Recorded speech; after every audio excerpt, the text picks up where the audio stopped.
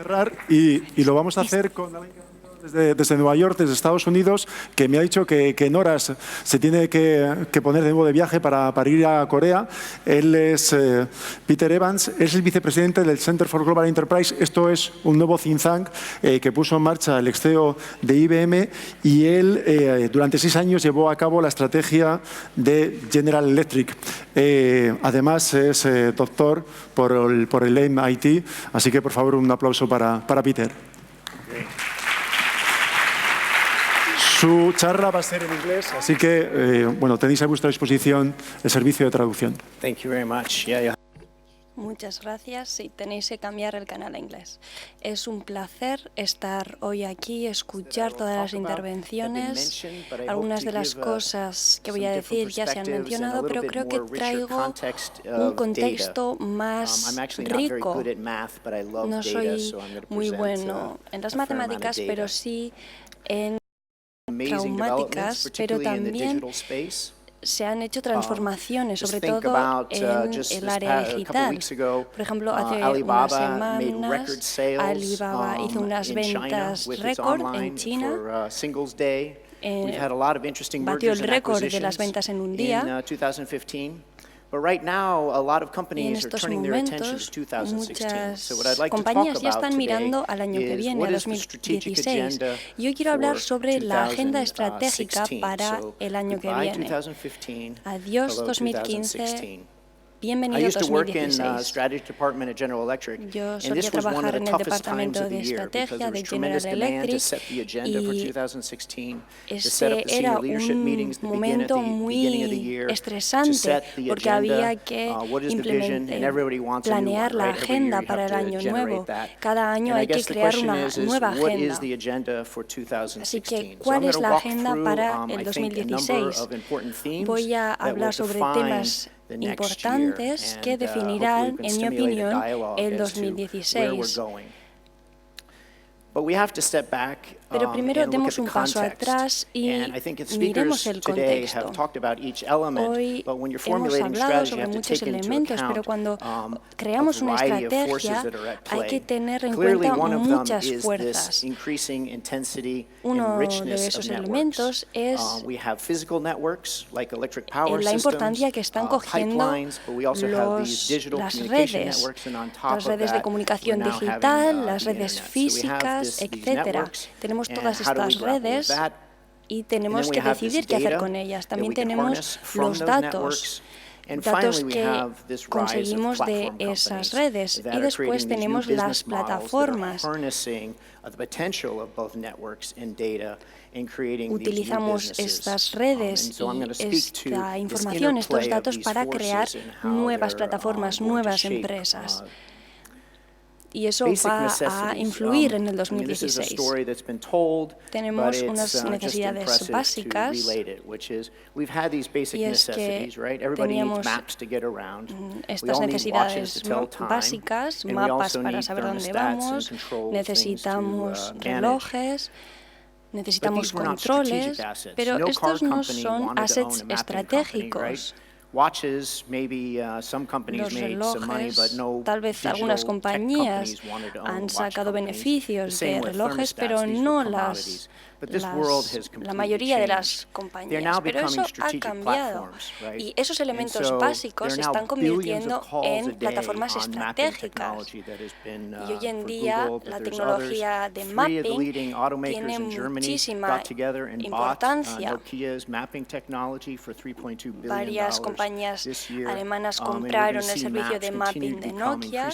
Tenemos Google Maps y vemos que seguirán siendo cada vez más importantes para entender dónde estamos, tanto para personas como para máquinas. Incluso los relojes se han convertido en elementos estratégicos. Hay 8.500 aplicaciones para el iWatch. Es una manera de hacer pagos y de hacer otras muchas acciones. También los termostatos están convirtiéndose en elementos estratégicos. Hay 11.000 desarrolladores que han desarrollado aplicaciones relacionadas con los termostatos. Así que los termostatos van a ser muy importantes en los hogares conectados. Y esto no solo ocurre en las casas, sino que también en las industrias. Este es un sector muy amplio. El 46% del PIB de los países suele estar relacionado con la industria, así que es un sector muy grande. Aquí tenemos un mapa donde vemos las plantas térmicas en todo el mundo, y esto es lo que hace moverse la economía global, la economía mundial. Tenemos 56.000 plantas de energía en todo el mundo. Y esto es una empresa que está formada por muchísimos elementos, y gracias a ello se puede recopilar muchísima información, muchísimo data.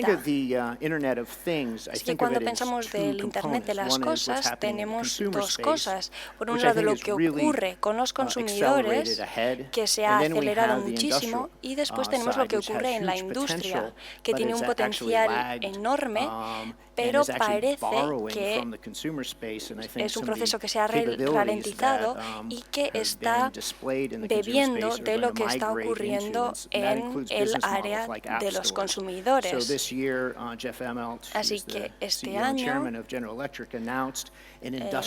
General Electric anunció un App Store para la industria. Y a mí me parece muy interesante que algunas de las innovaciones que se han dado en el área de los consumidores van a transferirse a la industria. Va a ser entonces capaz la industria el Internet de la industria capaz de llegar al nivel del Internet de los consumidores. Aquí tenemos un mapa with a very talented professor at Georgia Tech, and we're very interested in mapping what we call the API economy. Increasingly, companies are moving from kind of web-page displays to interactive information exchange, and that's happening through these application program interfaces. And what this shows is which companies offer open APIs qué compañías tienen APIs abiertas y cuáles están desarrollando APIs. Así que si nos acercamos, vemos muchas de las compañías de las que hemos hablado. Por ejemplo, Twitter, Foursquare, Facebook, tienen aquí mucha fuerza. Pero también hay algunas compañías que pensamos que son muy grandes y que no aparecen en este mapa. Pero yo creo que esto va a cambiar y que van a estudiar lo que les puede ofrecer el API. Aquí tenemos los sectores más importantes para los APIs abiertos. Tenemos el social, el mapping, el e-commerce, imágenes y también la música. También hay otros sectores muy grandes como el tiempo, la medicina, la salud, la energía. Es sorprendente qué pequeño es el número de APIs que tenemos en ese sector, pero yo creo que esto va a cambiar y con el tiempo tendrán una disponibilidad de APIs abiertas muchísimo mayor y van a enriquecer esta economía API.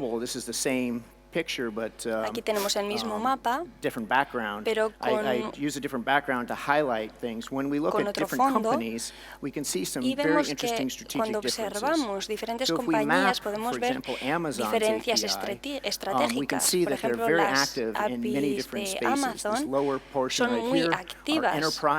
Abajo vemos compañías de aplicaciones, Arriba son cosas más relacionadas con el comercio y Amazon también se está vinculando al almacenamiento digital y al mapping. Así que hay muchísimas APIs abiertas para Amazon. Podemos comparar esto con Walmart, que es el competidor directo de Amazon, pero vemos que Walmart está en la periferia de la economía de las API.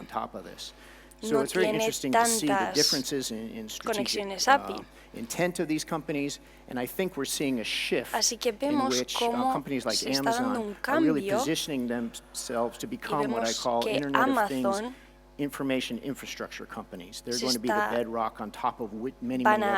Amazon está haciendo grandes esfuerzos para estar liderando esa nueva economía, esa nueva forma de conectarse y de trabajar. Y esta es mi segunda pregunta. ¿Cuáles son las compañías que van a pasar de la periferia al centro de la economía API? Es muy importante ver dónde nos posicionamos en la economía API. ¿Cuáles son las compañías que participan activamente en la economía API? ¿Cómo es esa participación? Hemos visto que en el centro de esta economía hay 1.550 empresas y vemos que hay 150 compañías muy grandes y alrededor de 1.400 compañías más pequeñas, startups y otras compañías pequeñas. Así que hay 150 compañías con ingresos de más de $1.000 millones y el resto con menos. Y lo que es interesante es cuántas alianzas se están creando alrededor del Internet de las cosas. Es increíble ver cuántas alianzas hay. Se han creado más de 15 porque una de las claves estratégicas es asegurar que los aparatos pueden conectarse y estas alianzas se están creando efectivamente para responder a esas preguntas. Ahora nos estamos moviendo hacia un mundo en el que tal vez tengamos unas normas, unas bases comunes o veremos si seguiremos trabajando de forma independiente. Y, por ejemplo, hace poco la Comisión Europea ha creado una alianza, es un grupo muy nuevo y vemos cómo esto también ha llegado a un nivel de competición internacional.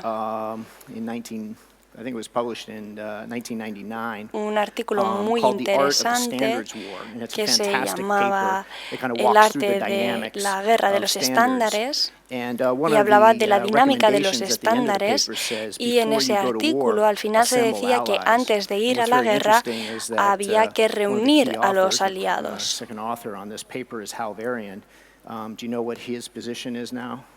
Y el segundo autor de este artículo es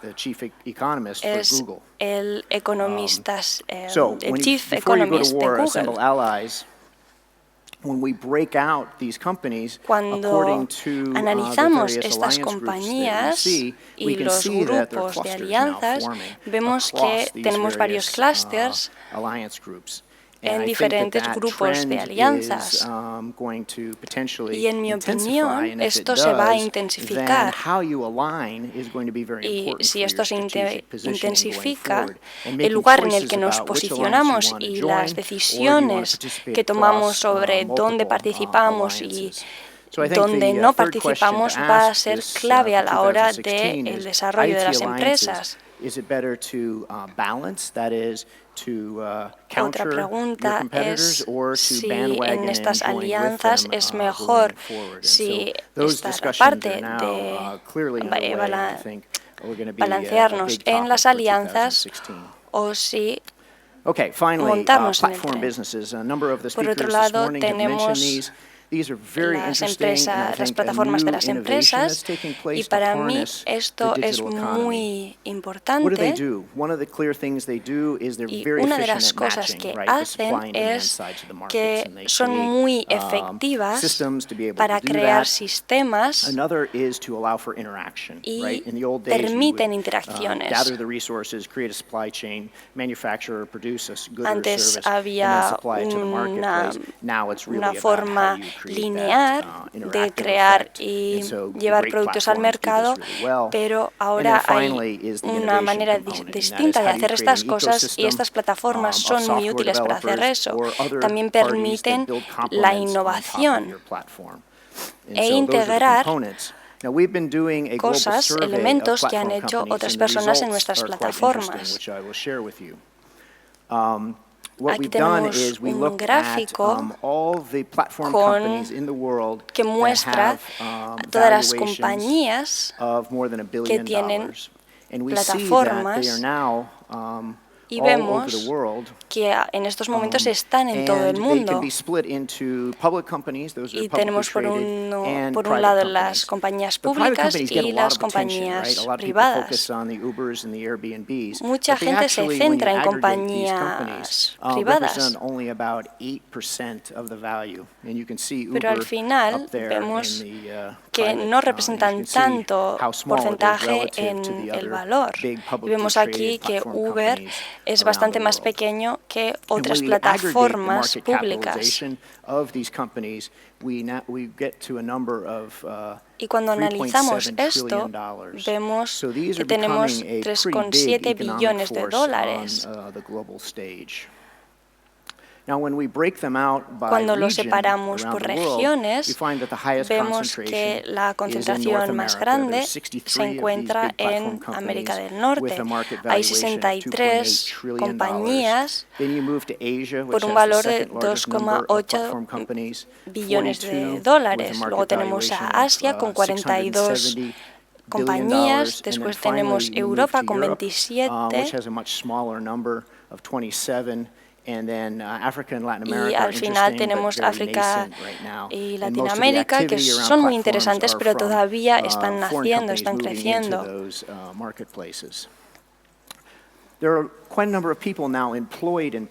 Hay muchos trabajadores en estas plataformas.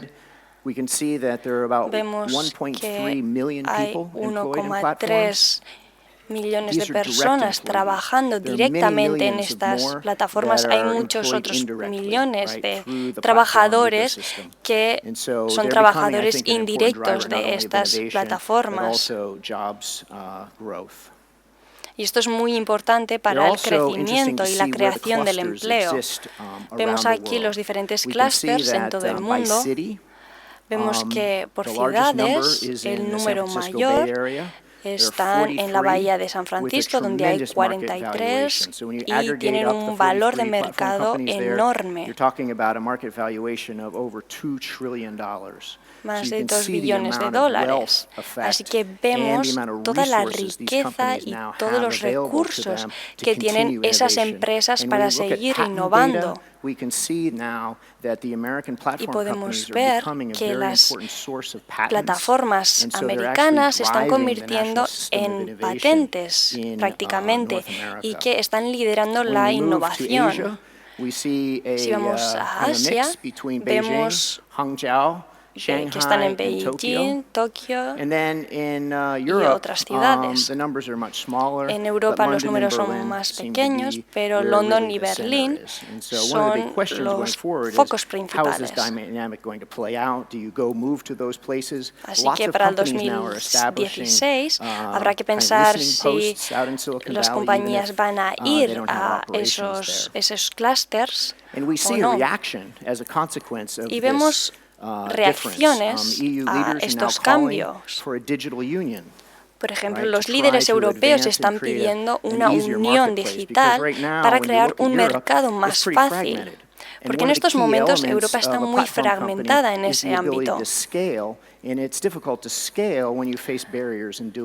Y es que es muy difícil aumentar las ventas y el tamaño si vemos que el mercado está fragmentado. En Estados Unidos y en China, sin embargo, no tienen estas barreras. Por lo que para 2016 la pregunta es si Europa puede deshacerse de algunas de estas fronteras para que las empresas puedan crecer de una manera más simple, porque si no creo que van a tener dificultades en un sector tan global. Otra pregunta es si la diplomacia digital será capaz de convertir a Europa en más competitiva.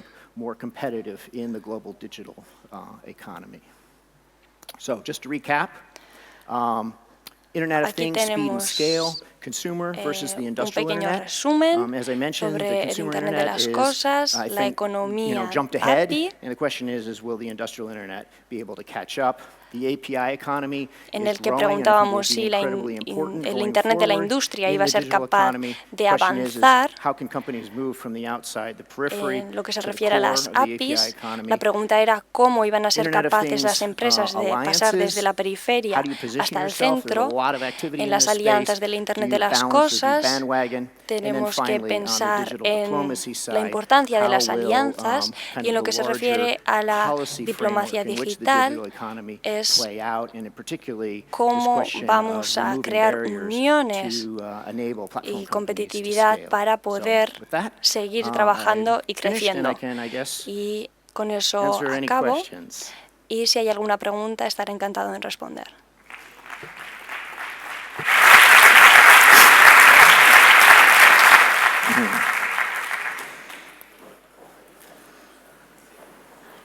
Yes.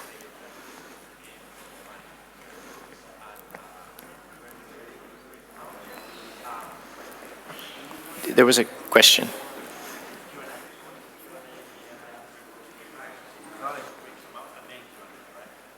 What's Q&A?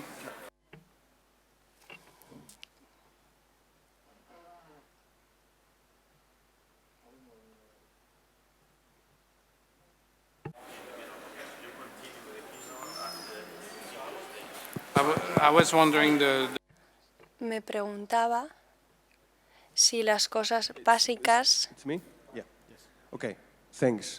Muchas gracias. Mi pregunta es sobre el trabajo. ¿Cómo vemos el empleo en este sector? La economía va a crecer, se va a optimizar la fuerza de trabajo. ¿Crees que las oportunidades de trabajo se están creando a la misma velocidad que se está optimizando la empresa? La distribución no va a ser igual, dependerá de dónde nos colocamos.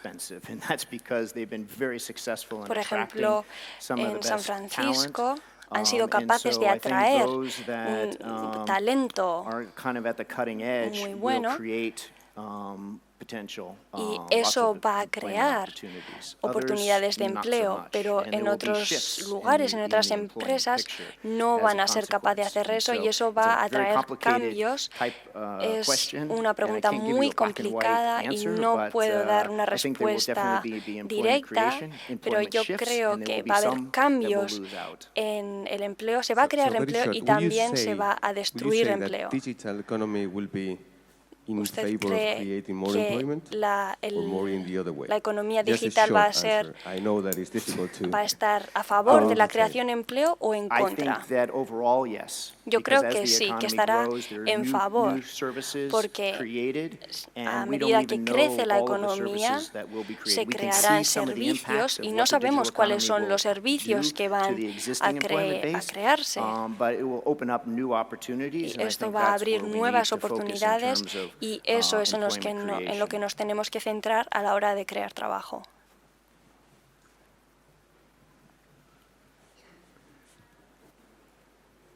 Thank you, Pete, for the presentation. Muchas gracias por la presentación, ha sido muy interesante. Raising worry of security ¿Cuál es tu opinión en la seguridad? Buena pregunta. Es esencial. Si la seguridad no se tiene en cuenta, todo lo que he mencionado ocurrirá, pero ocurrirá muchísimo más lento. Necesitamos que haya confianza, tanto de los consumidores como de la industria, porque si hay un accidente con un avión, por ejemplo, las consecuencias son enormes. Y yo creo que se están haciendo muchos esfuerzos para asegurar la seguridad, y puede que los nuevos sistemas sean más seguros que los anteriores, y por lo tanto la seguridad será esencial a la hora de determinar la velocidad de este cambio. Muchas gracias.